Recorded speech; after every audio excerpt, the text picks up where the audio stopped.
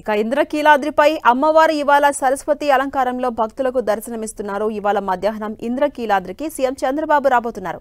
ప్రభుత్వం తరపున అమ్మవారికి పట్టు వస్త్రాలు సమర్పించబోతున్నారు. దీంతో ఇంద్రకీలాద్రిపై భారీ బందోబస్తు ఏర్పాటు చేశారు. వీఐపీ, వీవీఐపీ దర్శనాలు రద్దు చేశారు అక్కడ అధికారులు. మరోవైపు ఇప్పటికే అమ్మవారిని పలువురు ప్రముఖులు దర్శించుకున్నారు. ఏపీ డిప్యూటీ సీఎం అదేవిధంగా Raghuramakrishnaraju, Karnataka deputy CM DK Shivakumar దర్శించుకున్నారు. ఇక తెల్లవారుజామున దుర్గమ్మను ఏపీ హోంమంత్రి అనిత దర్శించుకున్నారు.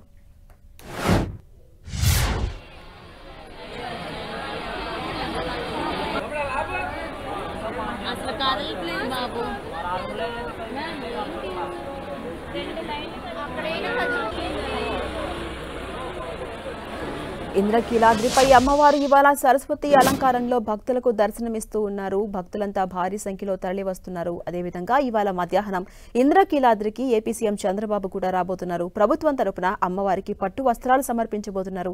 దీంతో ఇంద్రకీలాద్రిపై భారీగా బందోబస్తు ఏర్పాటు చేస్తారు అధికారులు. అదేవిధంగా వీఐపీ దర్శనాలు కావచ్చు, వీవీఐపీ బ్రేక్ దర్శనాలు కావచ్చు రద్దు చేశారు. ఇప్పటికే పలువురు ప్రముఖులు అమ్మవారిని దర్శించుకుంటూ ఉన్నారు. Karnataka deputy CM DK Shivakumar అదేవిధంగా పలువురు ప్రముఖులు దర్శించుకున్నారు. ఇక తెల్లవారుజామున దుర్గమ్మను ఏపీ హోంమంత్రి అనిత కూడా దర్శించుకున్నారు. ప్రత్యేక పూజలు చేశారు.